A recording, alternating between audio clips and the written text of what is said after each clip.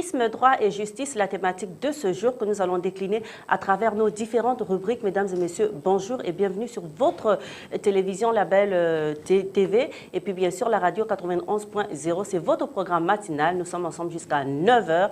Première partie, deuxième partie, information en anglais, en français et puis bien sûr toutes ces petites rubriques. Le petit instant gourmand, ce sera ensemble et sur le plateau. L'astuce de Charlène, comme ça, une petite astuce beauté pour ces temps de vacances. Nous avons besoin de rester belle. Et puis beaucoup d'autres choses. Nous allons parler de justice et de fétichisme. Et oui, nous allons parler de tout ça aujourd'hui. Et puis bien sûr, d'éducation civique pour les tout petits. Voilà, ils sont là avec moi, Charlène et Stéphane. On va commencer par la Stéphio. Bonjour Stéphane. Bonjour Mimi, bonjour Charlène, bonjour chers téléspectateurs, bonjour chers auditeurs. On est là, je célèbre mon signe aujourd'hui, c'est la balance, la justice, le droit, l'équilibre social, voilà, spirituel aussi, donc on est là. On est là, nous sommes tous ensemble. Charlène, bonjour. Bonjour l'équipe de la matinale et bonjour à nos téléspectateurs et auditeurs de la 91.0. On est là, comme on dit. D'accord, ben, nous sommes là. La petite histoire du matin, Charlène. Oh, ce matin. Partager comme ça avec les téléspectateurs et auditeurs. Oui, ce matin. Ils adorent ça. Ce matin, pour la première fois, ma petite fille de 2 ans m'a suivie et elle dit aujourd'hui on va ensemble à la télé.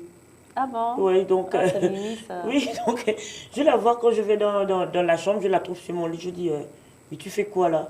Elle dit, elle veut plus dormir, on part. Je dis, non. On va Je où? dis, non, mais il est 6 h du matin, on va où? Et là, je la vois prendre ses chaussures de l'autre côté, elle prend sa robe, son pyjama, qu'elle traîne avec elle au salon. Je dis, mais on va où?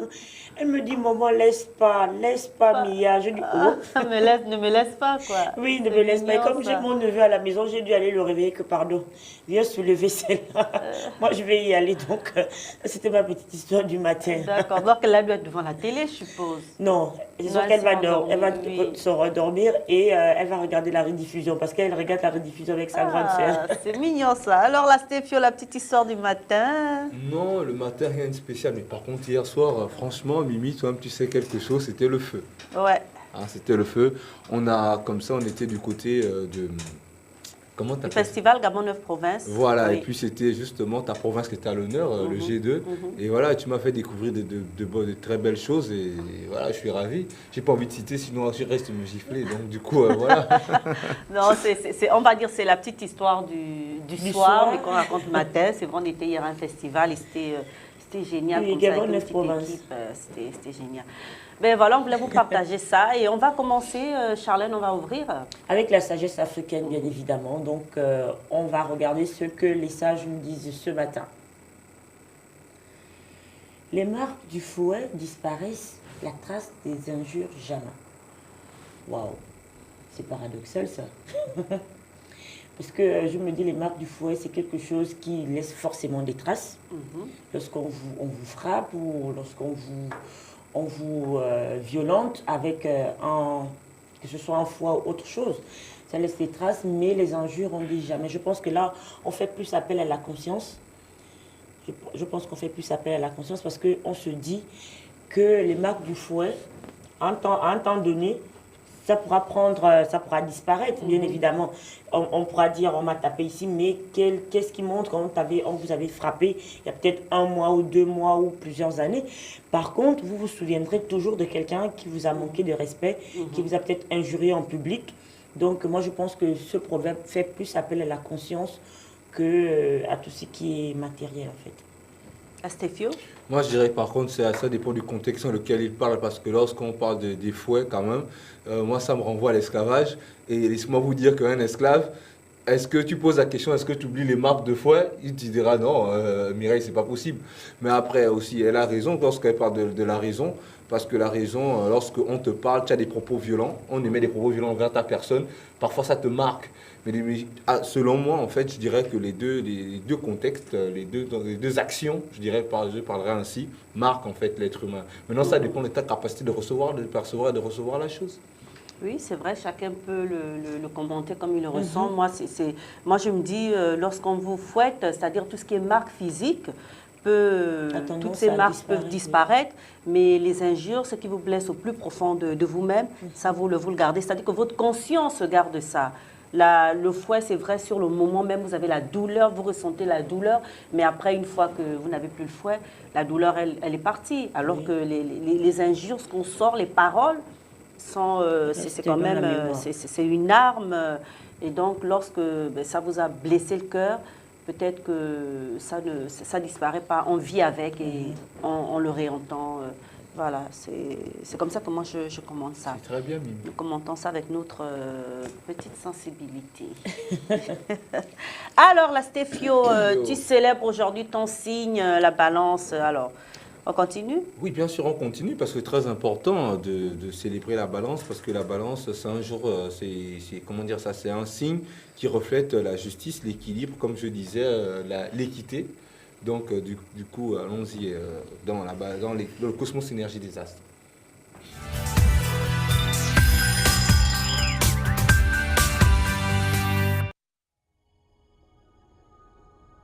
Bélier, en couple, ne soyez pas surpris d'être assailli de questions. Votre partenaire a besoin de calmer ses inquiétudes et de sentir tout votre amour. Taureau, vos échanges et vos contacts avec le monde extérieur se compliquent.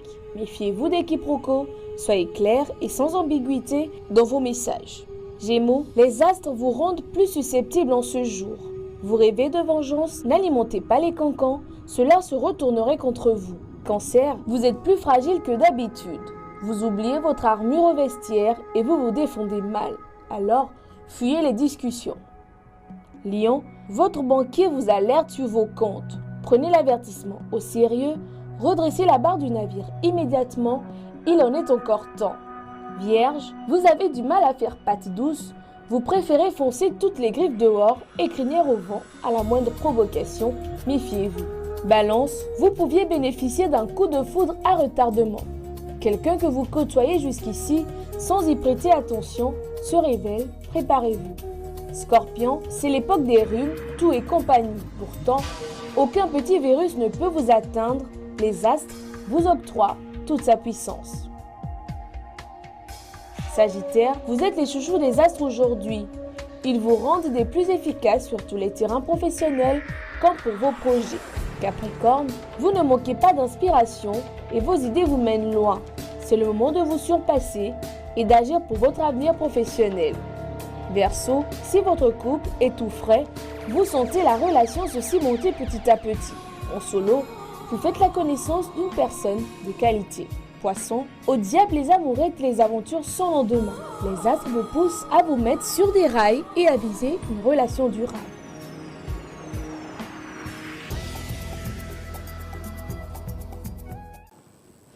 Voilà le message des astres. Charlène, elle est morte de rire. Je ne sais pas pourquoi, mais en tout cas...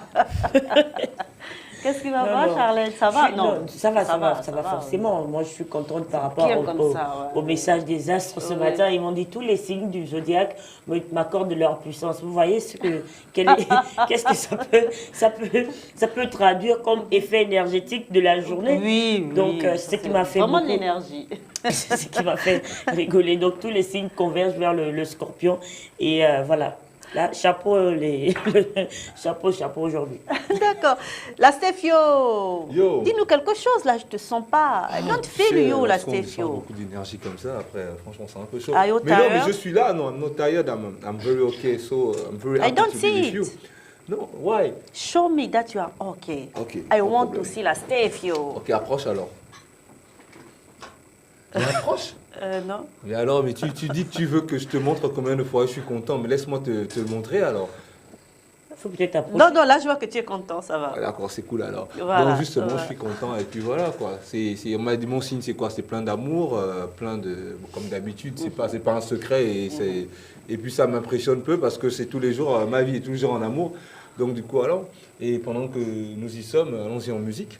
Parce que je crois que ça va nous permettre de vibrer un peu dans les rythmes et dans le cœur musical.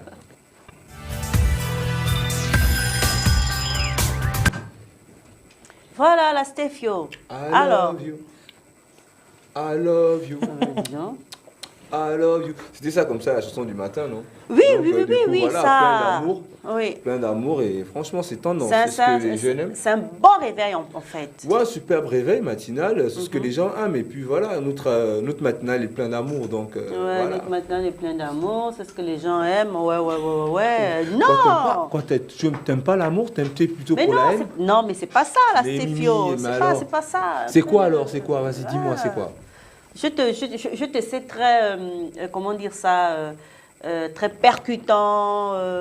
Quand tu parles, là, tu es plutôt, ouais, Charlotte, Ouais, je ça suis va, percutant, c'est vrai, mais en amour quand même, tu sais que c'est là où Mais c'est là où non, je Stéphane, glisse, on parle de c'est là où je justice, glisse. on parle de droit, on parle de civisme. Aujourd'hui, Mais c'est donc, carré, ça. juste la justice est un brin de l'amour, c'est-à-dire que qui aime bien châtie bien. Si t'es pas quelqu'un plein d'amour, tu peux pas être juste. C'est clair, parce que être juste, c'est aussi, ça va de l'émotion et de la sensibilité. Donc du coup, quelque part, ça va avec aussi. D'accord, ça va avec. Ben, nous sommes dans notre premier sujet du jour. Nous parlons de justice et de fétichisme. Voilà, la deuxième partie de ce sujet que nous avons déjà abordé il y a 2 semaines. Et nous avons eu justement les propos d'un juriste du Sénégal. Voilà, un juriste sénégalais qui nous a édifié sur le cas du Sénégal. Et aujourd'hui, nous allons voir le cas du Gabon. Sharon avait parlé aussi sur cette thématique par rapport au Cameroun. Au colloque qui s'est tenu au Cameroun, qui portait justement sur cette thématique justice et fétichisme, qui cherchait les voies et moyens, comment juger les problèmes de fétichisme devant une cour, devant un palais de justice. Quels étaient les propos à prendre en compte, quels étaient les faits à prendre en compte, parce que quand on parle de justice, quand on parle de fétichisme, c'est plus quelque chose qui est immatériel, alors que la justice repose sur tous les faits qui sont palpables et sur les preuves qu'on peut écouter ou qu'on peut lire, mais le fétichisme, c'est carrément contradictoire. Donc, il y avait tout un colloque à Yaoundé qui s'est tenu à ce sujet et la question est toujours posée. D'accord. Le Stéphane, justice et fétichisme, c'est vrai que lorsqu'on parle de fétichisme, c'est abstrait. Bien sûr. C'est abstrait, il faut des preuves, malheureusement, mais comment avoir des preuves dans le cadre de fétichisme, de sorcellerie d'ailleurs, parce qu'on dit fétichisme pour parler un peu de manière populaire, hein, pour parler de la sorcellerie. Preuve, je dirais, ça dépend de la notion de la preuve. C'est quoi la preuve aussi d'abord? Déjà, et on va dire quoi, on peut pas, moi je pense que, j'avais dit ça la dernière fois, que lorsque la façon dont les choses sont structurées, hein, de manière judiciaire dans nos pays, en Afrique, surtout en Afrique francophone, moi je trouve qu'il est quasiment impossible. Pour moi, il est carrément impossible de traiter ce genre de problème. Parce que lorsque tu es victime d'une situation et tu vas dans un tribunal, on te demande d'amener des preuves, des témoins, tout ça. Et comme on dit, la loi, c'est la loi elle est dure, elle a ses règles. Tu vois un peu la manière dont elle est structurée. Donc, je ne sais pas comment tu vas pouvoir justifier le fait que tu as eu on t'a lancé un fusil nocturne, ou bien, je sais pas, on est passé en vampire à venir t'attaquer, je sais pas comment tu vas le justifier selon la... Mais je disais que si on refait un back to the roots, on repart dans nos racines, si on reconceptualise le système judiciaire, peut-être avec cette capacité astrale et spirituelle que regorge l'Afrique, peut-être on peut arriver à des fins, à des buts assez positifs. Nous allons parler tout au long de cette matinale avec justement un juriste qui sera là, mais nous avons aussi promené comme ça notre micro dans la capitale gabonaise pour prendre un peu, comme ça on va dire, la température sur ce sujet.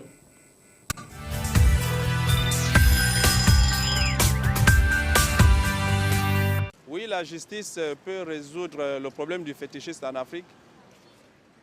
Et pour que ces derniers, je veux dire le fétichiste ou le nganga ou le praticien, soit en mesure de défendre son client devant la justice, il faudrait qu'il exerce son service, disons son travail dans la légalité et non dans l'informel. Il faudrait que les autorités compétentes puissent être rassurées que réellement ce monsieur est en mesure de défendre son client. Mon point de vue là-dessus, c'est que oui, la justice peut régler effectivement les affaires de fétichisme si elle fait preuve de jurisprudence. C'est-à-dire, nous savons très bien que la justice ne peut interférer dans nos affaires familiales et encore moins dans nos coutumes, vu nos traditions et tout le reste, ce qui ressort du fétichisme et tout. Celui qui sera amené à juger l'affaire fera preuve de jurisprudence dans le cadre où, étant donné que nous n'avons pas de preuves que c'est lui qui a tué nos enfants, mais nous savons que c'est lui, il fera preuve de stratégie. Exemple, il va peut-être demander à ce qu'on achète peut-être 3 boîtes de sardines. Si on trouve dans les 3 boîtes de sardines, il y a 3 poissons. Les 3 poissons correspondront à la peine qu'il va encourir. Malheureusement, étant donné que c'est un sorcier, quand on va ouvrir, on ne trouvera rien parce qu'il aura fait disparaître ces sardines. Bah, on va dire quoi par conclusion que effectivement c'est un sorcier parce que les boîtes de sardines ne peuvent pas disparaître dans une boîte de sardines étant donné que la boîte est encore fermée. Et moi je dis que effectivement la justice peut interférer dans nos problèmes de famille, surtout quand il s'agit de... Non, ça se voit même.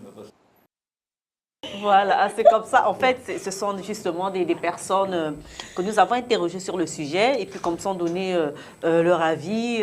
Mais franchement, c'est la dernière intervenante là, elle fait peur. Hein. La dame. Elle fait vraiment peur parce que lorsqu'elle te parle de disparaître dans une boîte de sardines, honnêtement, s'il y a des choses comme ça qui se passent en Afrique, je te mens pas, et c'est flippant. Hein.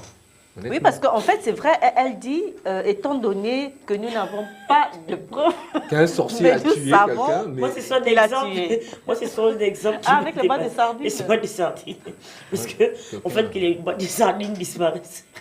Ça, c'est du mysticisme, ça. Mais là c'est vrai qu'on parle de sorcellerie, de fétichisme. En fait, c'est pour montrer que sur le sujet... Oui, je vois bien l'image qu'elle veut donner, mais après, elle utilise le terme de jurisprudence. Moi, je ne vais pas m'aventurer sur un domaine que je ne connais pas vraiment. Voilà, mais moi, je pense que, étant donné ce qu'on a eu avec le juriste sénégalais, qui nous disait que le droit ou la justice repose sur des preuves, sur des faits, sur des témoignages des personnes qui donnent leur avis sur la question. Oui, sur le sujet. Donc, pour moi, je pense, n'étant pas experte en justice ou en droit, mais de mon point de vue, je pense qu'il est quand même un peu... il y a peut-être une nuance à apporter dans ce qu'elle dit. Parce que dire que la justice peut interférer dans les problèmes de mysticisme et de fétichisme, là, peut-être, si on a des preuves, oui.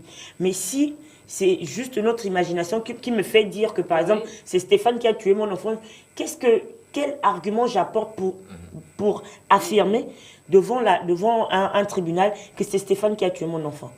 Je ne fais que spéculer. Oui. Donc, ce n'est pas sur la spéculation je vais traduire Stéphane en justice. Oui, mais en même temps, Charlène, il faut le dire, c'est vrai que le droit que nous appliquons dans nos pays africains est bien calqué, il n'est pas calqué avec nos us et coutumes, ce droit que nous appliquons. C'est ce que Stéphane disait aussi en première partie, que si on se basait sur nos us et coutumes, sur nos traditions, peut-être que là, on aurait des décisions qui seraient dites par les sages et autres qui définiraient la culpabilité d'une personne. Mais là, notre droit, on va dire, on a été colonisé. Notre droit, on va dire qu'il est français. Donc, dire à un Français que Mireille a tué l'enfant de Stéphane, il va te regarder, il va se dire, c'est pas le même droit qu'on lit. Donc après, maintenant, si il faut trouver des palliatifs avec notre droit coutumier et tout le reste, oui, là on peut concéder. Mais là, ça repose sur les sages. Bien sûr, des sages, parce que pour traiter de cette question, il faut que tout le temps s'envole, il faut des juristes, il faut pas mal de traditionalistes aussi. Exactement. Pour parler de la question. Et c'est ce qui commence à se faire dans plusieurs pays. Ça a déjà été fait dans certains pays. Dans d'autres pays, ça se fait aussi. Ça se fait dans d'autres pays. Il y a des droits coutumiers, il y a des comment on appelle ça? Il y a des rencontres, peut-être pas des plénières, mais moi je me rappelle, ma mère nous racontait qu'à l'époque, à une certaine époque, quand on parlait de ces problèmes, c'était mes grands-parents qui s'asseyaient en tant que sages et qui trouvaient des solutions, qui trouvaient la culpabilité de l'un de l'autre. Encore que avec les sages, ils ne pouvaient pas dire, par exemple, à un autre vieux sage que c'est toi qui as tué. Il y avait des propos qui étaient appropriés, appropriés pour déterminer ci ou ça. Mais là, ça reste dans le droit coutumier.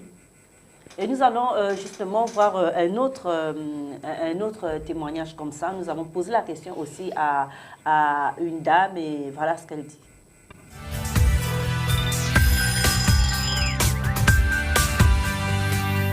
Il n'y a que la justice de Dieu qui peut régler ce problème. Mais la justice du monde, je ne pense pas. Ce n'est pas la peine parce qu'il n'y a pas de preuve. Vraiment, la preuve, qu'est-ce que j'appelle preuve? La preuve, c'est, même si on voit le fétiche comme ça, la personne peut dire que ce n'est pas un fétiche. Au fur et à mesure que vous amenez le problème là en justice, la personne qui a fétiché continue à féticher pour que ça soit nul. Quand on est féticheur, il n'y a que Dieu seul. Il n'y a que Dieu seul qui peut régler ce problème. Vous partez au tribunal. Il peut même aller féticher. Dès qu'il a mis quelque chose à la bouche, au tribunal, c'est toi qui es même condamné. Toi qui es venu porter plainte. Le fétiche est... De toute façon, le démon règne encore. Le fétichisme, c'est tout ce qui se passe dans le noir, dans l'obscurité, les charlatans et autres. C'est des gris-gris, c'est des fétiches, c'est quelque chose d'abstrait. C'est la spiritualité. On ne peut pas le prouver. Et par exemple, si je veux prouver que quelqu'un me fait du mal, je ne peux pas prouver cela. Hein? Il n'y a que Dieu qui est là, qui sait ce qui se passe. Et puis bon, je pense que c'est ça, hein, c'est Dieu qui peut régler ce genre de problème-là. Je pense que la justice ne peut pas régler les problèmes de fétichisme parce que le fétichisme, c'est quelque chose qu'on ne voit pas. C'est quelque chose d'abstrait. Donc la justice ne peut pas. La justice des hommes ne peut pas, peut-être la justice de Dieu. Alors, les avis sont partagés parmi les personnes que nous avons interviewées, Stéphane. Oui, bien sûr, parce que, non, même pas partagées, elles vont dans le même sens, mais avec des mots différents, parce qu'elles disent toutes qu'en fait, il n'y a que Dieu qui peut régler ce genre de problème. Mais moi, je pense que quelque part aussi, c'est la faute aux Africains, c'est le fait d'avoir blessé les colons, prendre tout, en fait, et nous imposer leur vision, leur structure qui fait en sorte que, voilà, nous sommes perdus. On a plus mis certaines choses en avant, en oubliant d'autres choses. Et après, c'est maintenant que lorsqu'on fait face à des situations qui sont contre nous, qu'on se rappelle que, mais merde, cette partie-là, on l'a laissé passer. Mais après, oui. Voilà. Excusez-moi pour le langage. On va en parler tout au long de cette matinale. Nous parlons du droit, du civisme, de la justice, et notamment justice et fétichisme. C'est l'heure du JT anglais. On vous revient dans quelques minutes. À tout de suite.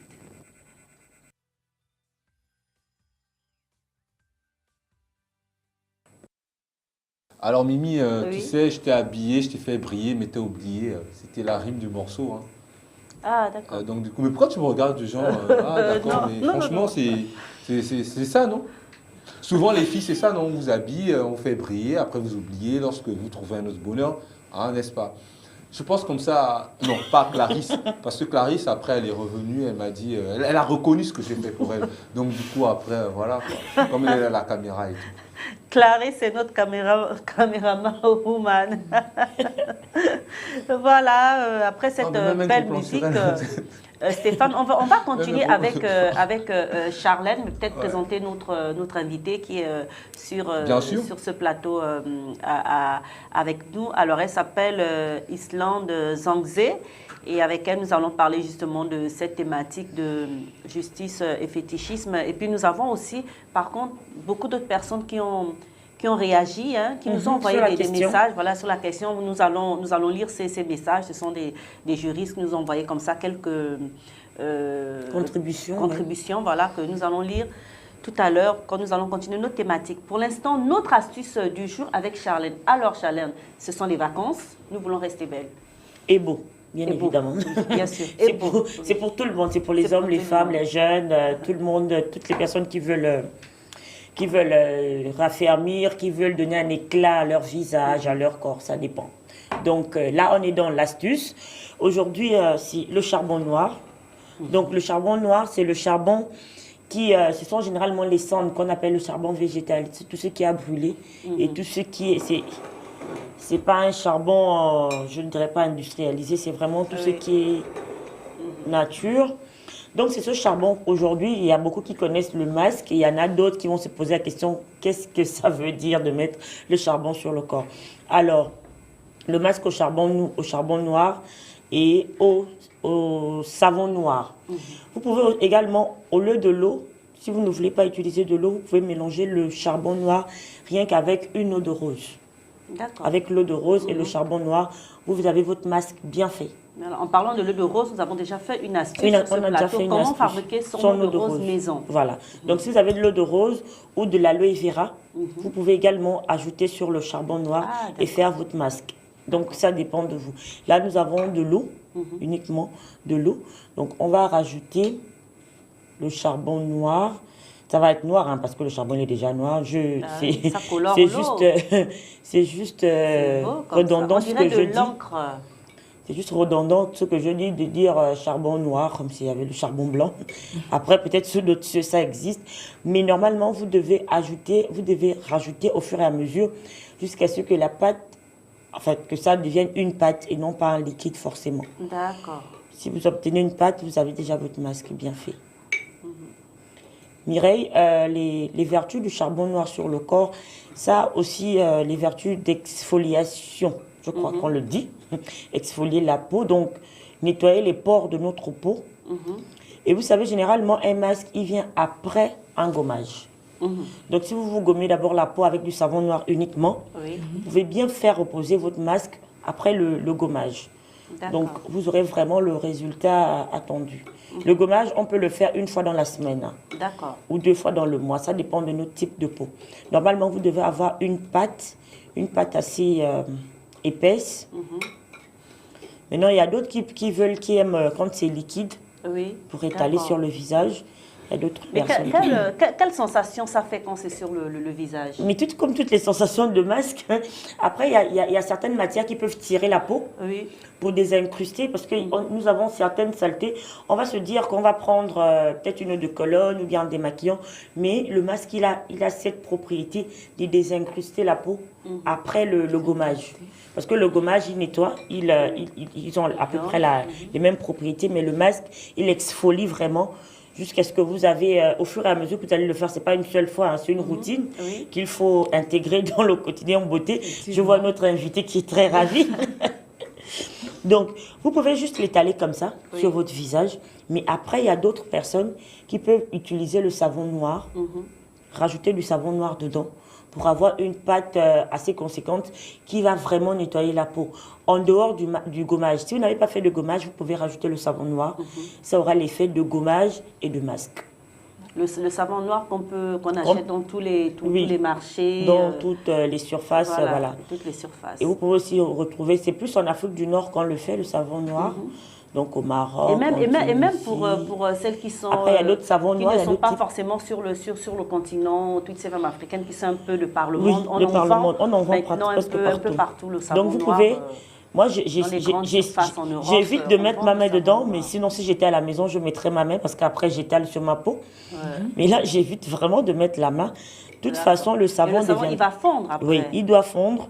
Si vous l'avez sous forme liquide, ce qui est idéal, c'est vraiment de le mettre avec la forme liquide. Et là, vous avez votre pâte épaisse, bien faite. Vous l'étalez sur votre visage avec le cou. Sinon, vous aurez 2 teintes différentes. Donc, vous l'étalez tranquillement. Vous pouvez faire 5 à 10 minutes avec. C'est un masque ou sinon 3 minutes. Ça dépend, comme je dis, de la teinte de chacune des personnes qui veulent essayer ce masque. Donc, vous avez votre charbon tranquillement avec votre savon noir ou sinon le charbon et de l'eau. Et là, on a vraiment l'impression que le charbon absorbe l'eau. Oui, le charbon devrait absorber de l'eau. Oui, donc voilà, au fur et à mesure. On remue. Vous avez votre routine. Donc, après votre gommage du savon noir, par exemple, ou bien un autre produit que vous aimez, vous pouvez faire votre masque au charbon, tranquillement. Et là, vous avez... et Mireille, il faut aussi souligner qu'actuellement, le masque au charbon est un masque qui devient récurrent. Beaucoup de personnes l'incluent dans leur routine beauté maintenant, le masque noir. Après, vous avez C'est bien bio. Oui, c'est bio. Voilà. Après, il y a d'autres déclinaisons. Hein. Vous pouvez le trouver en grande surface, masque charbon noir industrialisé.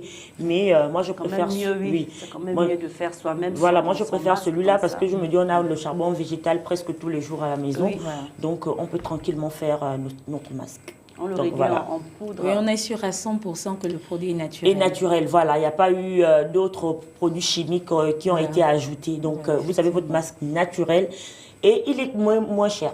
Et c'est pour hommes et c'est pour Et femmes. c'est pour femmes. Voilà. Vous avez les vertus du charbon, purifie la peau, élimine le sébum. Vous avez les vertus du savon noir qu'on a déjà présenté ici, produit complètement naturel, nettoie la peau en profondeur, exfoliante et hydratante, absorbe les toxines. Donc, après les déclinaisons du savon noir, il y en a. Hein. Oui, bien sûr. On peut oui. pouvoir trouver dans beaucoup de cultures. Je pense qu'au Nigeria, ils ont un savon noir aussi, Oui. qui a une autre appellation, Oui, mais effectivement. c'est vendu presque partout maintenant. Oui, oui, Donc oui. voilà. C'était notre quotidien, notre routine beauté pour aujourd'hui. Voilà, et pour hommes et pour femmes. Pour Peut-être cette Stéphane période de voudrait le vacances, faire. pour rester beau, pour rester belle. Pourquoi pas, parce que c'est noir et moi j'aime devenir noir. Je demande souvent à Dieu que s'il pouvait me mettre vraiment black, ça devait être bien parce que je suis un black que je représente. Non, mais c'est la contradiction, hein, parce que là, vous n'allez pas devenir noir. Ah donc je fais Ben pas oui. ça, donc ça ne m'intéresse pas. Le masque noir n'a pas... C'est juste un masque de beauté. De beauté, peut-être même comme vous allez ça. devenir plus clair. Oui. Ah là c'est pas intéressant en fait. Non, mais c'est pour. Non mais Mimi, arrête de pour me dire, embellir, ça. arrête de me dire, mais non, arrête de justifier. J'ai dit non, c'est Non, bon. ça, hein, Mimi. ça nettoie la peau. Ça nettoie En vraiment la peau. profondeur. Ouais, pour nettoyer la peau, je suis pas contre, mais après, pour devenir un peu plus clair, franchement, c'est un peu Non, chaud. ça dépend de la teinte de la personne. On parle du charbon noir, on parle du savon. savon noir aussi, qui, tu l'as dit, qui est très utilisé en Afrique du Du Nord. Nord, oui. Et justement, nous allons au Maroc, Charlène, avec toi. Tu vas nous proposer quelque chose aujourd'hui, peut-être que nous ne savons pas, que nous ne savions pas. Que nous ne savions pas? Oui. Que vous ne saviez pas? Moi, je pense que tout le monde le sait. Donc, je vais laisser Mireille commencer avec. Et moi, tranquillement, je range d'abord mon charbon et mon savon noir. D'accord. Oui, ok. Ben, on va en Afrique du Nord, au Maroc. Nous allons voir une application comme ça, une application Ok. de justice. C'est une belle innovation.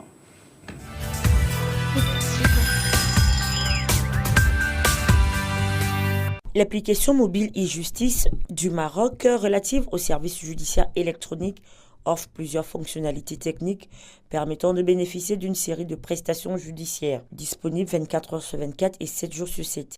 Elle permet également d'obtenir les informations en temps réel et avec les dernières mises à jour contenues dans les systèmes informatiques du ministère de la Justice et des Libertés marocain. Les services offerts par l'application informatique e-justice mobile sont les suivants. Service du suivi des affaires, service de consultation de l'état d'avancement des demandes du casier judiciaire, service de consultation de la liste des annonces judiciaires, service du registre de commerce, service de la carte judiciaire. Tous ces services sont à portée de main grâce à l'application e-justice qui montre que le domaine de l'innovation n'a pas de limite et qu'on peut innover sur le plan de la justice. Voilà, cette application de justice au Maroc, mise en place par le ministère de la Justice. Oui, ce sont des innovations qui ont été mises en place au Maroc, en Afrique du Nord, notamment au Maroc, pour montrer l'accessibilité de la justice maintenant aux populations. Parce que il va sans dire que la proximité entre les populations et la justice est encore très difficile à avoir. Aujourd'hui, pour avoir un papier comme, je dirais quoi, comme en justice. Non, pas forcément un acte de naissance. Casier judiciaire, par exemple, Voilà. il faut ramer pour l'avoir. Vous allez aujourd'hui, vous allez déposer la demande, on vous dit revenez demain. Quand vous revenez le lendemain, on vous dit c'est pas prêt. Revenez le surlendemain. Après, beaucoup de personnes se lassent de récupérer cet extrait de casier judiciaire qui est très important. Parfois, on veut postuler pour un travail ou bien on vous le demande pour aller en stage ou on vous demande... Il y a diverses raisons. Donc, aujourd'hui, avec l'application e-justice, on a la justice à portée de main via son téléphone portable. Donc, cette application qui vient à la suite, il faut le rappeler, il y a un site marocain qui a été mis en place, ça s'appelle marama.ma. À travers ce site, vous avez tout ce qui concerne la justice marocaine. les affaires classées, les affaires en instance de jugement. Merci. Et donc, toutes ces affaires sont classifiées sur ce site. Et l'innovation à la suite de ce site, c'est justement l'application e-justice. Vous pouvez vous renseigner sur votre service administratif, vous pouvez vous renseigner sur le service administratif de la justice elle-même, de tout ce qui s'y fait et de tout ce qui est en cours d'être fait. Donc facilement, vous avez votre téléphone portable, vous dites service du suivi des affaires. Vous avez tout ce qui est dossier civil, tout ce qui est dossier administratif auprès des tribunaux administratifs au cours d'appels administratifs. Vous avez les dossiers commerciaux, vous avez tout ce qui concerne le suivi des affaires. Vous avez le service de consultation de l'état d'avancement des demandes du casier judiciaire. J'ai fait ma demande, j'ai déposé ma demande aujourd'hui. Qu'est-ce qu'il en est? Vous allez voir, c'est en cours, c'est bientôt, c'est ceci. Donc, tous ces exemples pour dire que l'application e-justice marocaine, normalement, ça doit être l'exemple à suivre pour tous les États africains. Effectivement. Islande Zouezan, bonjour déjà. Bonjour. Que pensez-vous de cette application? Ben, je pense que c'est une très belle innovation. Déjà que le monde de la justice est souvent très méconnu du grand public. Souvent, le justiciable ne connaît pas les procédures. Souvent, le justiciable dépense des sommes exorbitantes pour un document qui ne coûte rien du tout parce que par méconnaissance des procédures. Et donc, le e-justice est une très belle innovation parce que je pense que toute la population, quand on essaye de regarder, tout le monde possède un téléphone, mais beaucoup ne fréquentent pas les tribunaux. Voilà. Donc, mettre l'accès sur les informations concernant la justice, les procédures, c'est une très belle chose pour tout le monde. C'est bénéfique. C'est bénéfique. Et surtout que, c'est vrai, nous avons vu la version en français, mais également une version en arabe. Voilà. Effectivement, pour toucher toute la population, parce qu'on sait bien que le Maghreb, les pays en forte tenance islamique, on a bien des personnes qui ne s'expriment pas mieux en français.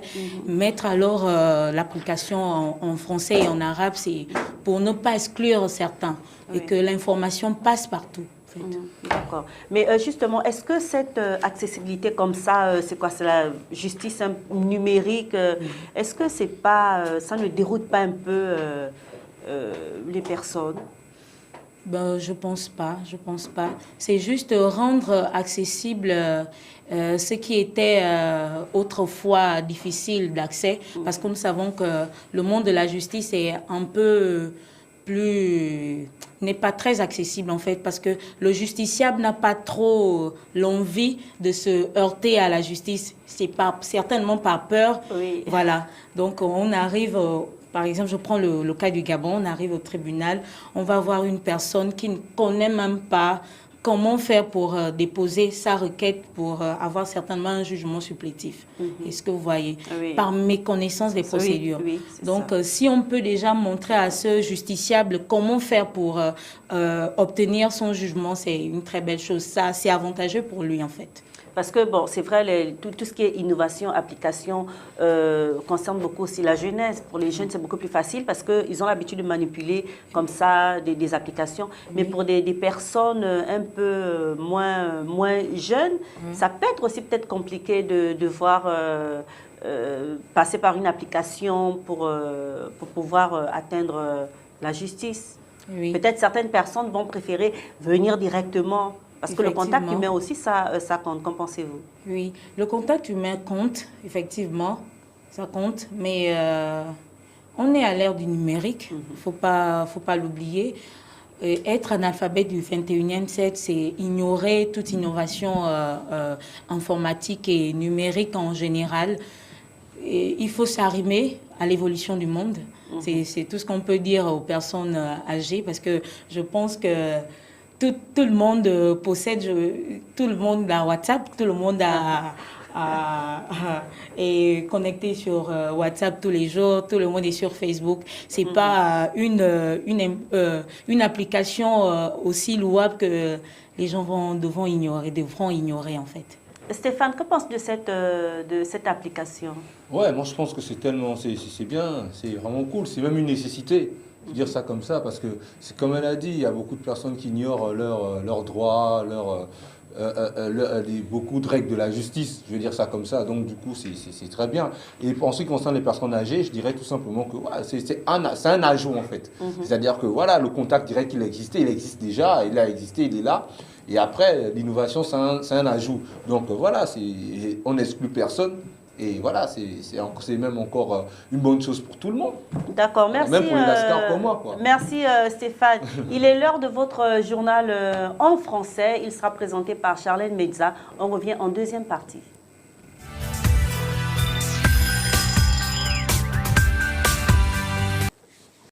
Nous sommes de retour chez vous pour cette deuxième partie de votre programme matinal et bienvenue à ceux qui nous rejoignent à l'instant. Nous parlons justice et fétichisme. Nous allons également voir le sort d'un débiteur et puis éducation civique, flashback, live du jour avec Stéphane. Nous sommes avec Charlène aussi et puis avec notre invité.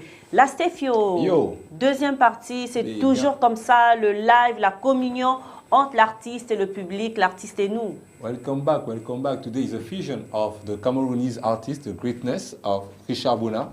Do you know the guy? Yes, I Yes, know with him. The orchestral artists like Metropole, Cosmopolitan Symphony. Donc, je disais en français tout simplement que c'est en fait une connexion entre Richard Bona, qui est un bassiste camerounais, et un groupe de symphonie, d'opéra, qui s'appelle Métropole Orchestre. Justement, regarde la fusion, après on revient pour plus de commentaires.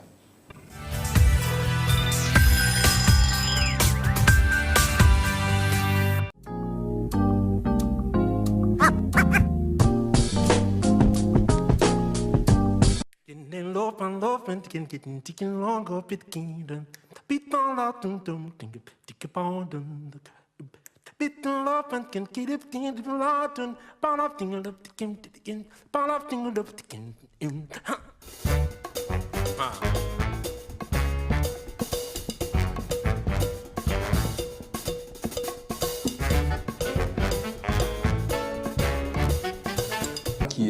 Qui est un artiste camerounais, un bassiste qui a fait beaucoup de connexions avec des grands musiciens tels que Luluko Kanza, voilà, et que ça a bien aimé Charlotte Dipanda, que Sabrina aime beaucoup. Oui, donc du coup là, il est en fusion avec un grand groupe de la symphonie, de l'orchestre, de l'opéra, voilà. Et déjà cette fusion est assez importante parce qu'on va remarquer le groove africain.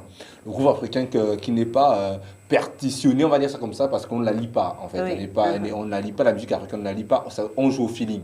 Oui. Mais la musique orchestrale demande vraiment une connaissance du solfège. Ah ben oui. Donc du coup, voilà, donc cette fusion, voilà, qui met une musique assez cadencée, donc le makossa, une voix makossa, une voix siko, voilà, tout ça, mélangé à la musique symphonique.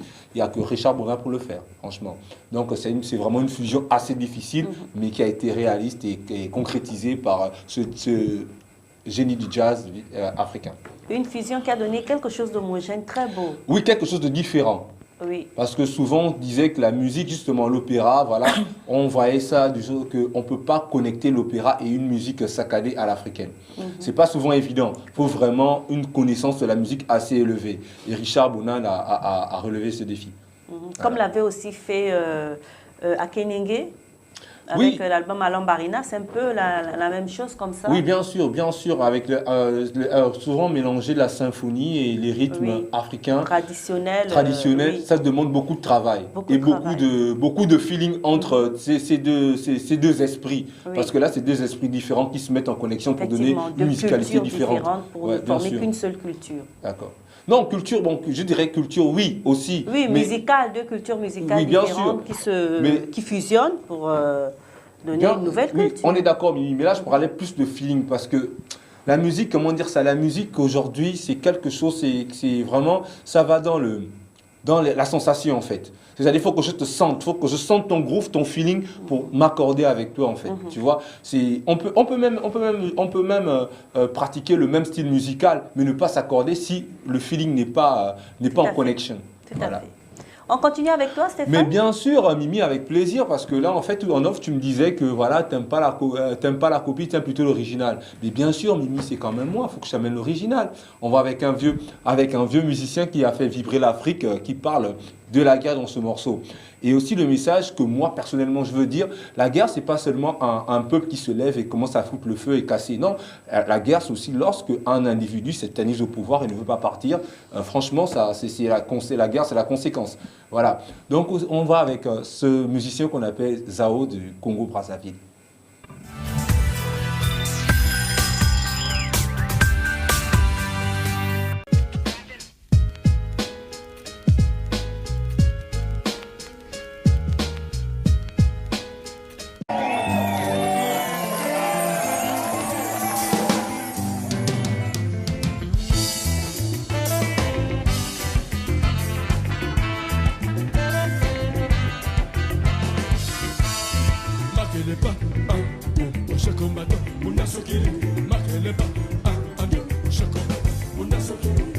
Je ne sais pas que moi je suis un combattant.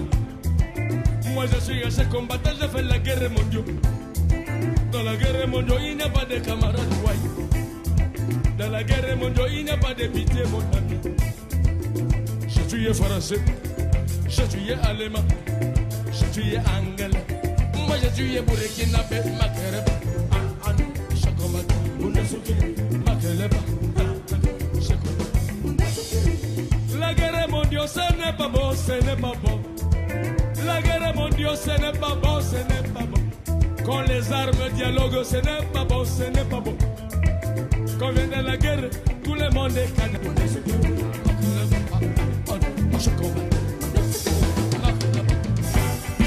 Ancien combattant, Mundassou.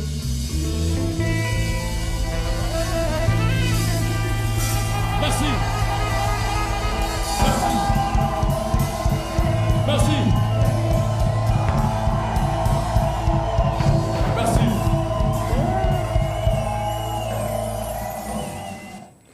Alors, on est avec une autre légende vivante de la musique congolaise africaine, un grand Zao. Hein.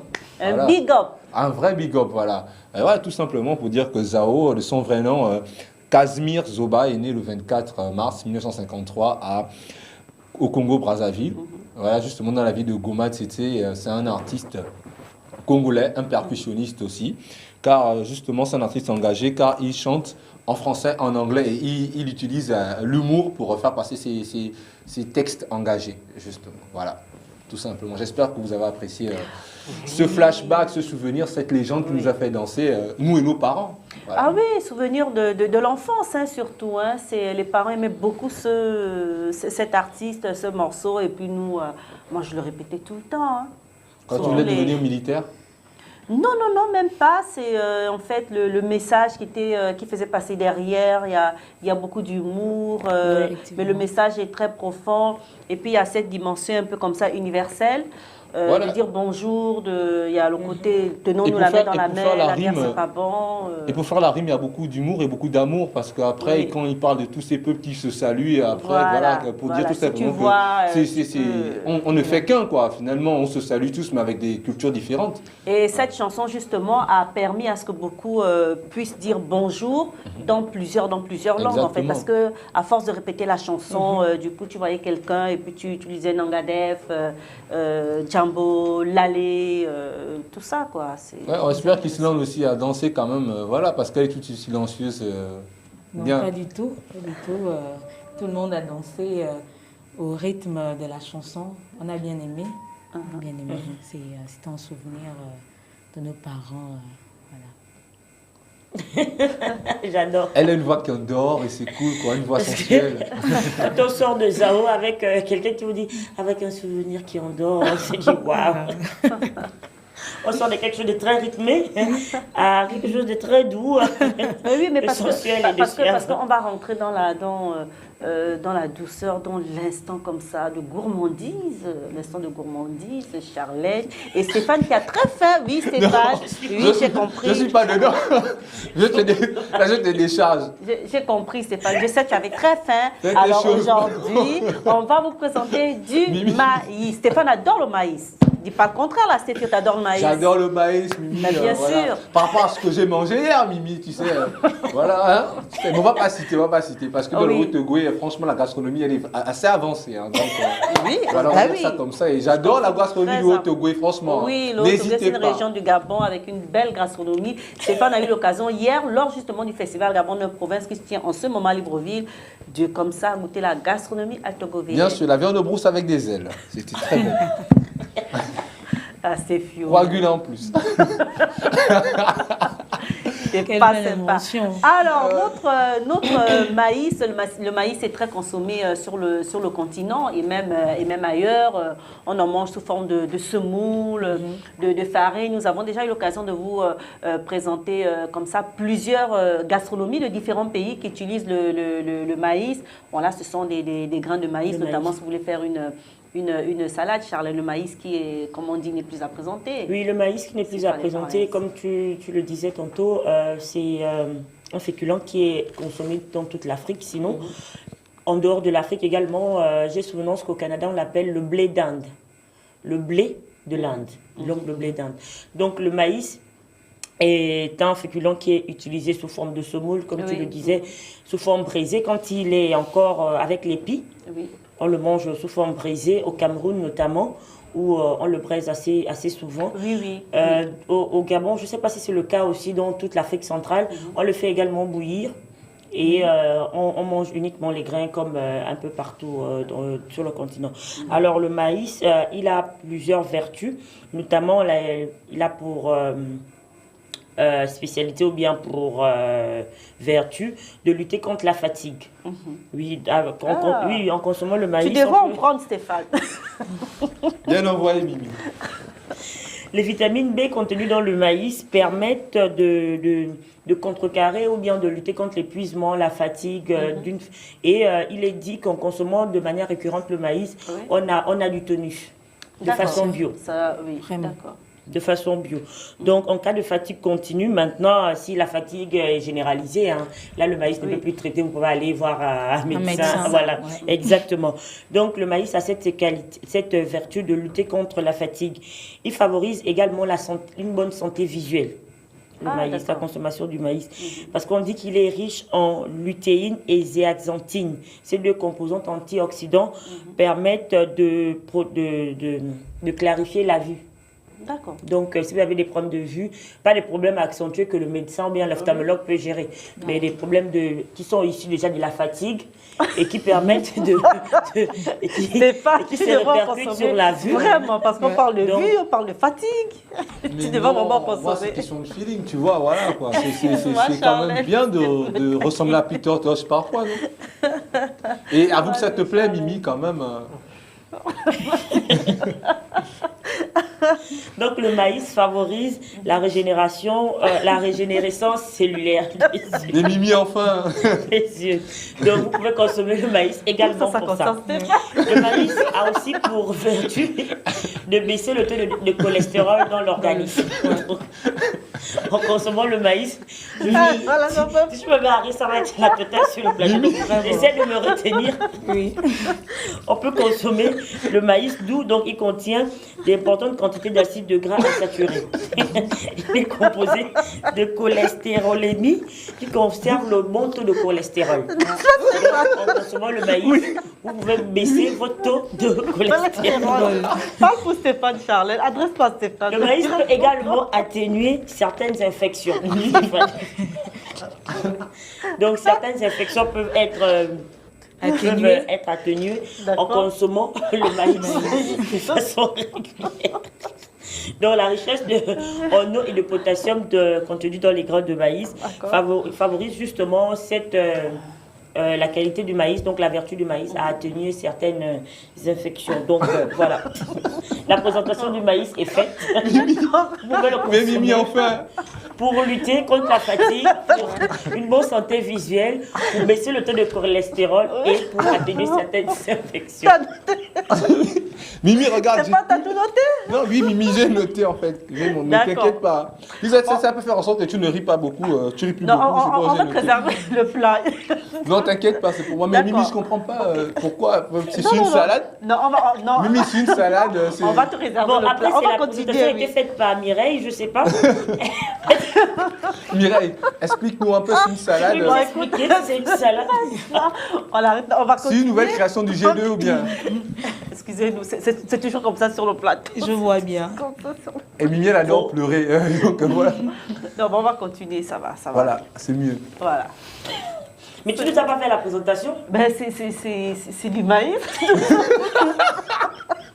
Non, Mimi, non. non, bon, on va continuer, Charlotte. Mais Non, du plus maïs avec, il y a du blanc dedans. Mais Mimi, tu peux souffler. Hein.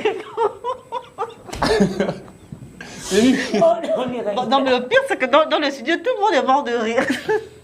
Bon, ça va. Ok, ça donc va là, aller, c'était oui. juste une présentation du maïs faite par Mireille. Voilà.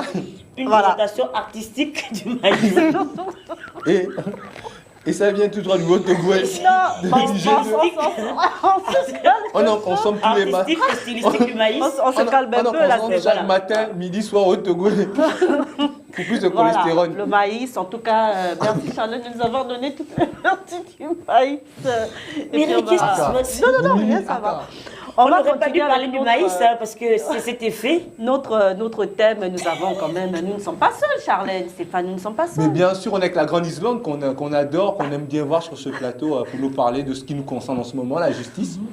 Et voilà, Justice donc, et fétichisme. Et nous allons tout d'abord écouter un témoignage, parce que c'est quand même, elle n'a pas voulu montrer son visage, en fait.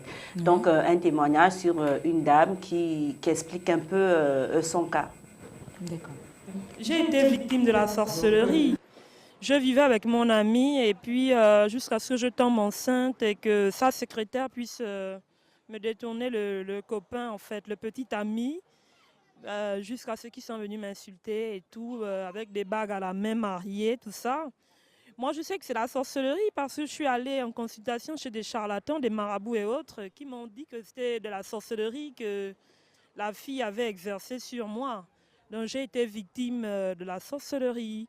Mais je ne peux pas le prouver parce que c'est des choses qu'on ne voit pas. Vous savez, ces choses-là, c'est de la spiritualité. On ne peut pas prouver ça. Donc c'est improuvable. Voilà, c'était donc comme ça une dame qui donnait son témoignage. Vous avez écouté ce témoignage. Que pensez-vous d'un tel témoignage? Ben, comme je l'ai dit avant l'émission, je pense que le problème du fétichisme et du droit réside sur la preuve. Parce que le juriste, le magistrat, le juge, pour statuer, il a bien besoin d'un support physique où se baser, ou faire valoir l'application de la norme. Maintenant, on est sur des rites, on est sur des croyances, on est sur l'immatériel. Mais comment prouver que cela a été fait, que la personne incriminée est bien coupable des faits qui lui sont reprochés? C'est là où est la grande question sur le fétichisme, en fait. Voilà. Alors, nous avons aussi la réaction d'une juriste, elle s'appelle Karine Massounda. Elle nous a envoyé ce message parce qu'elle nous regarde via les réseaux sociaux. Elle a répondu en disant « Les faits paranormaux ne peuvent être traités devant une juridiction car il faudrait que les trois éléments constitutifs d'une infraction soient commis, c'est-à-dire l'élément légal, l'élément matériel et l'élément intentionnel. » Effectivement. Ce sont les éléments de l'infraction. Pour que l'infraction soit consommée, il faut la réunion de ces trois éléments, l'intention, l'élément intentionnel, l'élément matériel et l'élément, on va dire que... légal, matériel effectivement. Et intentionnel. Voilà. Donc, si l'élément matériel réside sur la preuve, voilà. La preuve doit être palpable, physique, vérifiable, quantifiable. Si en l'absence d'un seul élément, l'infraction ne pourrait plus être consommée et on ne pourrait plus appliquer le droit pénal qui est de nature stricte. Voilà. Et donc, le principe de l'égalité criminelle le dit bien, parce qu'il n'y a pas de crime sans loi. Il n'y a pas de crime sans loi. Nullum crimen sine lege. Donc, on ne peut pas incriminer quelqu'un sur la base des superstitions, sur la base de quelque chose, des spéculations, quelque chose qu'on ne peut pas prouver. Voilà. Et donc, pour le cas de cette dame qui nous a donné comme ça son vécu, effectivement, ça ne peut pas être prouvé. Voilà, aux yeux de la loi, c'est pas... Comme elle dit, aller voir un charlatan. Bon, je sais pas, de charlatan et tout. Oui. Tout ça, ça reste dans le domaine de la superstition, c'est ça? Oui. Et la justice ne règle pas les problèmes de superstition, de croyance. Des problèmes de croyance qui sont quand même ancrés dans nos us et coutumes. Bon, on va dire quoi, ce sera un peu difficile, mais ce n'est pas impossible en fait d'ouvrir les juridictions de jugement aux tradis praticiens qui peuvent avoir l'œil sur le jugement, nous apporter certainement des preuves, nous dire que nous informer certainement sur le coupable ou bien la personne condamnée. Voilà. Mais en l'absence de toute preuve, on ne peut vraiment pas dire le droit sur cette infraction. Et on ne parlerait même pas d'infraction. Oui. Voilà. Oui, moi je pense que si dans ce cas de figure aussi, si on a un avocat aussi assez fort, assez intelligent, peut apporter un doute dans la tête de celui de l'auteur peut-être, qui peut après faire, comment dire ça, je dirais pas une bêtise, mais peut comment dire ça. En fait, il peut coincer celui qui fait l'effet négatif en fait, tout simplement parce que déjà c'est l'avocat. Moi je pense que c'est vrai que il n'y a pas des preuves palpables, mais après on peut faire naître le doute en la personne, au féticheur ou bien au soi-disant sorcier pour avouer, voilà en fait aussi. Vous voyez, ça existe aussi. Hein. J'ai vu après dans des tribunaux un féticheur aussi qui peut après, je sais pas, après il peut avouer son acte. Oui, bon, lorsqu'on a déjà l'aveu du présumé coupable, on peut balayer la preuve parce que lui-même il a attesté qu'il est responsable de l'acte. Mais en l'absence d'aveu, on n'a donc pas de preuve. Et en matière pénale, la preuve est très importante. C'est pourquoi on parle d'enquête, c'est pourquoi on parle d'investigation, on parle d'expertise, parce qu'on veut bien prouver que celui qu'on... Parce que vous savez que la prison, c'est une violation d'une liberté consacrée par la Constitution. Pour qu'on mette quelqu'un en prison, il faut bien qu'on ait une preuve palpable, il faut qu'on ait une infraction légalement incriminée pour le mettre en prison. Et moi, je pense violer sa liberté. Que ce qu'elle dit est très important dans la mesure où le droit, il est écrit. Voilà. Le droit, il n'est pas oral. Non. Nous, la tradition africaine, elle est plus orale qu'écrite. Donc, et le charlatanisme est plus oral. Donc, on ne peut pas... Et il est dit, moi j'ai lu quelque part, je ne sais pas si c'est forcément ça ou bien j'ai bien lu, que toute infraction est codifiée par, je ne sais pas comment je veux le dire, toute infraction a une punition déjà écrite. Bien sûr, voilà. C'est le principe de l'égalité criminelle. Voilà. Donc, si tu voles, tu sais à quoi t'attendre parce qu'on va te lire le droit. Voilà. Maintenant, si on parle de superstition, j'ai vu, comme a dit la jeune dame, elle allait voir un charlatan. Sur quelle base on va mettre en prison la personne qu'elle incrimine? Rien du tout. D'accord. Donc moi je pense que c'est aussi simple que ça. D'accord. Islande Zangzue parlait tout à l'heure d'expertise, qu'il faut l'expertise, il faut l'investigation. Voilà. Mais dans le cas présent, est-ce que l'expertise ne peut pas être toutes ces personnes qui exercent légalement tout ce qui est traditionnel, par exemple? Justement, les praticiens peuvent être des experts dans ce cas, puisque certains parmi eux exercent de manière légale. Oui, effectivement, on peut demander l'expertise des tradis praticiens. C'est dire que le législateur, je pense, gabonais pourrait ouvrir le champ aux tradipraticiens pour les aider dans le traitement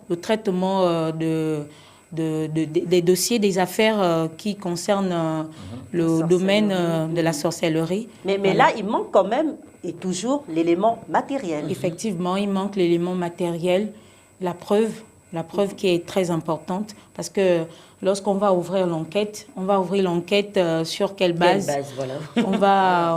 on va procéder aux témoins, on va recueillir les témoignages de qui Oui, non, les témoignages, c'est facile. Les témoignages, oui, c'est bien facile, mais l'élément. Mais après, Mimi, tu veux quoi? Qu'un esprit vienne aussi témoigner à la barre? Ça, c'est pas possible. Lorsqu'on sait que l'esprit n'est pas visible. Voilà, donc, moi, je pense que si on ouvre le champ si on donne une possibilité au charlatanisme ou au charlatan ou au marabout d'intégrer le droit, je pense que ce sera un cafouillage total. Parce que quelqu'un pourrait se lever un matin et se dire, bon, sur la base des spéculations, comme je l'ai dit dès le début, et se dire, moi, si je ne réussis pas ma vie, c'est à cause de ma grand-mère. Oui. Vous voyez, ça va être tout un cafouillage et tout le monde va se lever un bon matin, aller au palais de justice, aller déposer une plainte, mais sur la base de quoi? Voilà. Reporter ses échecs sur une tierce. Et c'est ce qui est courant. Mais la question mérite quand même d'être posée. Et si certains pays aujourd'hui se penchent sur la question, organisent des colloques, même des livres, écrivent même des livres sur le sujet, c'est parce que c'est un sujet dont les traditionnalistes diront peut-être qu'il faut faire un retour. C'est un sujet d'actualité parce que n'oublions pas que nous sommes en Afrique noire. Donc on a nos rites, nos croyances qui sont ancrées en nous, même si nous sommes déjà dans les états de droit. On n'oublie pas nos us et coutumes qui sont profondément ancrés en nous. C'est pourquoi le Cameroun voisin, je pense qu'ils ont déjà fait une innovation sur la question, parce que la juridiction de jugement au Cameroun est bien composée de tradipraticiens, de charlatans qui peuvent avoir un regard autre que le regard du juriste, du juge qui ne voit certainement pas ce qui se fait au monde invisible.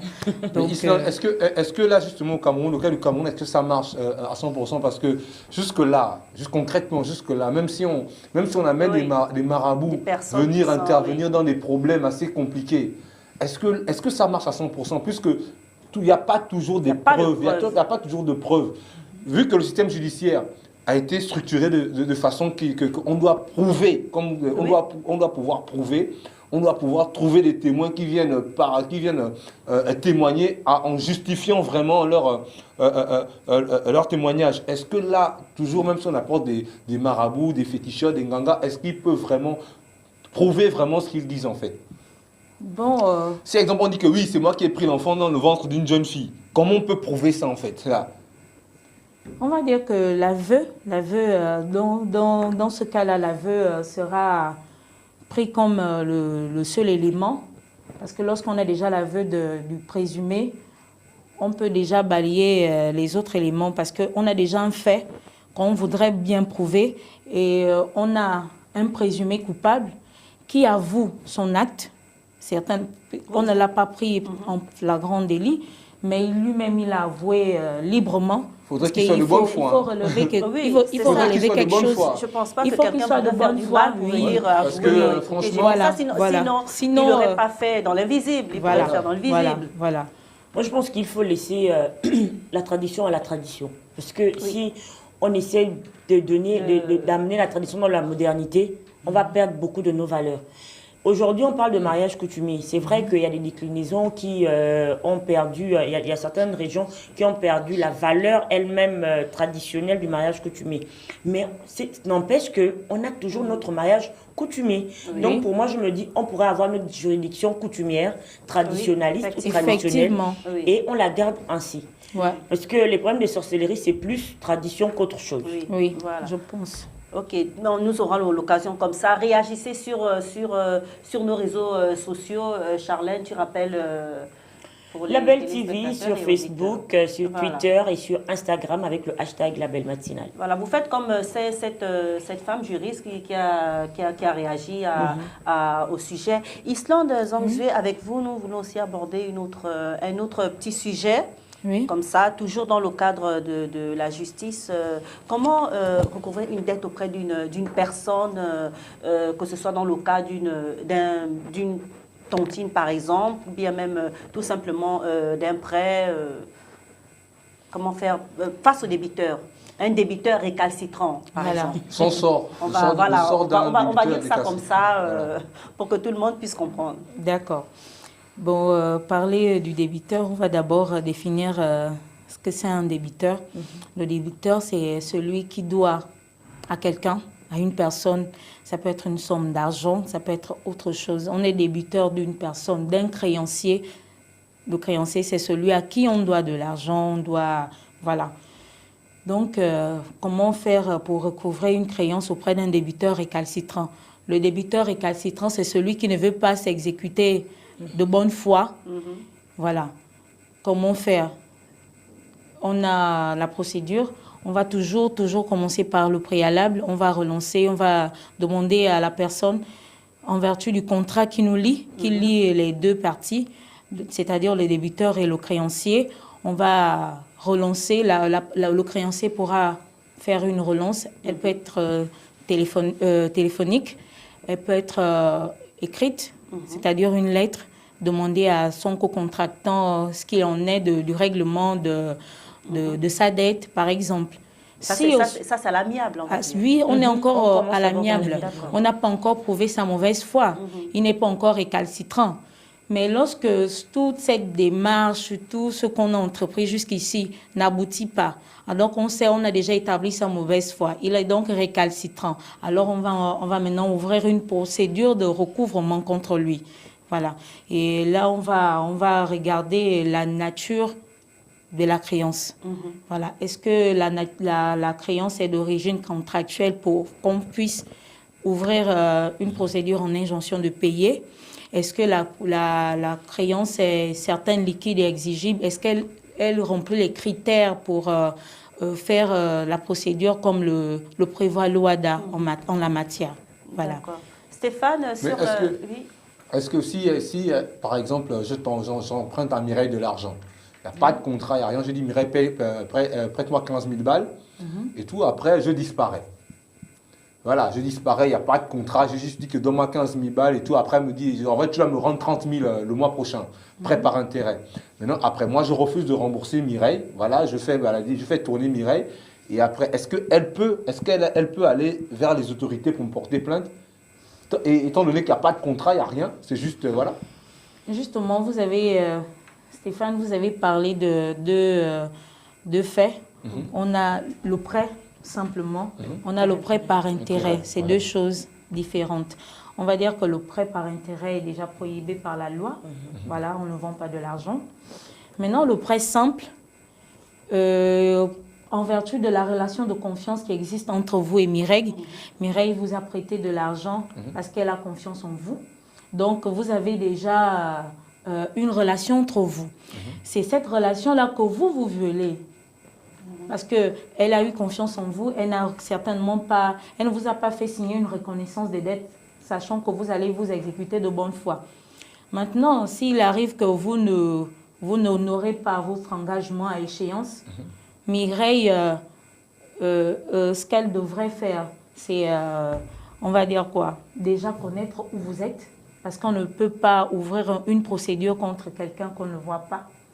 C'est vrai que dans la procédure, on a des marges de manœuvre. On peut faire, faire une requête à mairie. On peut faire, au terme de l'article 78, lorsque le débiteur est introuvable, on fait l'acte à mairie et on fait une lettre recommandée pour informer. Et là encore, on doit avoir l'adresse du débiteur.